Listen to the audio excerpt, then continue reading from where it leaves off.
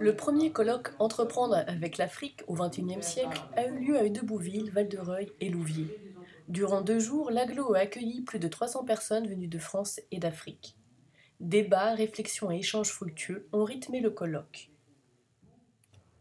Pour cette dynamique, nous avons pensé à des formations sur le plan des affaires, former les étudiants à s'organiser pour créer eux-mêmes leur entreprise à travers les connaissances des plans des affaires. Quelle est la conclusion de cette première matinée d'Entreprendre avec l'Afrique? Tout à fait passionnante, avec des intervenants de très haut niveau, avec des informations extrêmement précises, extrêmement proches du terrain, qui montrent les opportunités, les marchés qui se développent, les tendances, le dynamisme des Africains eux-mêmes, qui prennent en main leur développement économique. C'était tout à fait passionnant, de très haut niveau. Et là, je voudrais remercier Jean-Hervé Lorenzi d'avoir ouvert son carnet d'adresses pour nous amener ici sur notre territoire des gens d'une telle qualité, d'un tel niveau et d'une telle perspicacité. En quelques mots très courts, qu'est-ce qui a émergé de cette première table ronde? Plusieurs choses. D'abord un peu de méthode. Il ne faut pas parler de l'Afrique mais des Afriques. Tous les pays africains ne sont pas au même niveau. Petit 2, on n'est pas réellement certain de ce qui va se passer dans les 10-15 ans qui viennent. Troisième élément, c'est évidemment qu'il faut que notre vision soit une vision où les deux parties soient gagnantes, la France et les pays en Afrique. Et donc, il faut imaginer des solutions qui permettent véritablement de faire du gagnant-gagnant. Quatrième sujet, on s'est recentré à la fin sur la finance, l'eau et l'électricité. C'est au fond les grands projets qui permettent de lever les contraintes et les difficultés que les pays africains peuvent connaître. Monsieur Lonck, bonjour. Vous êtes donc député et président de l'association Entreprendre avec l'Afrique. Quel est l'intérêt pour l'association d'avoir organisé aujourd'hui ce colloque?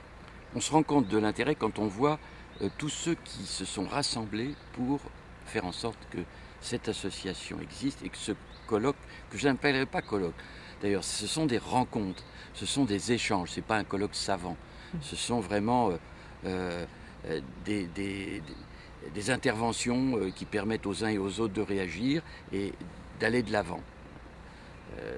Alors l'intérêt, c'est d'abord idée géniale de Jean-Hervé Lorenzi et d'Hubert Zoutu, avec Bernard Leroy, avec Rebecca Armstrong et d'autres. Nous sommes coalisés pour non seulement que cette rencontre ait lieu, mais qu'elle soit suivie chaque année de rencontres qui progresseront, qui feront progresser l'idée d'échange avec l'Afrique.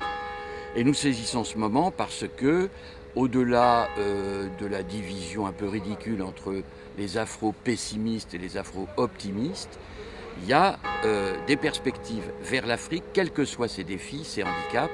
Il y a des perspectives et des atouts vers l'Afrique qui montrent que les entreprises françaises, et en particulier les PME françaises, les décideurs français, y compris en matière culturelle, doivent regarder et s'investir vers l'Afrique.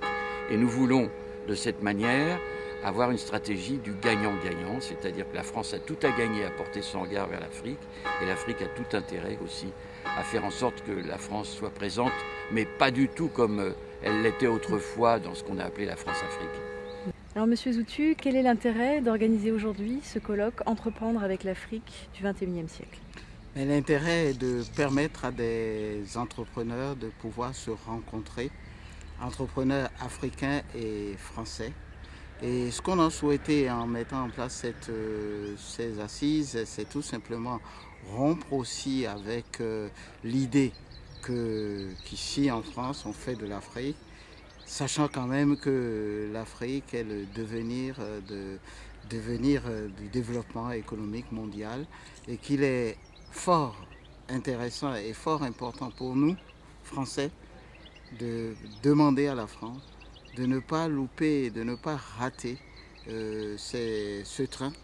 C'est-à-dire qu'il y a un concert mondial aujourd'hui où on se rend compte que les États-Unis, l'Inde, le Brésil et la Chine sont déjà en place, alors que nous avons une histoire qui nous lie, c'est-à-dire la France et l'Afrique. Nous avons la langue qui nous lie et il serait dommageable pour la France de se retrouver en queue de peloton dans ce concert économique mondial. Moi, je suis le directeur général de la société SIA. Nous sommes les régionaux de l'État, puisque notre société est à Louviers. Et notre activité, c'est la construction d'usines clés en main pour l'industrie agroalimentaire. Et notre champ d'action, c'est 100% l'Afrique subsaharienne. Nous ne travaillons que sur l'Afrique, et ça depuis déjà de très nombreuses années, puisque SIA a déjà plus de 11 ans d'existence. Les différents colloques et commissions auxquels je peux participer, j'avoue avoir été extrêmement surpris, pour ne pas dire bluffé, par la qualité des intervenants, par la qualité des interventions, et étonné qu'on puisse monter un truc de cette qualité dans un bled comme Heudebouville. J'en reviens pas, je suis surpris, agréablement surpris.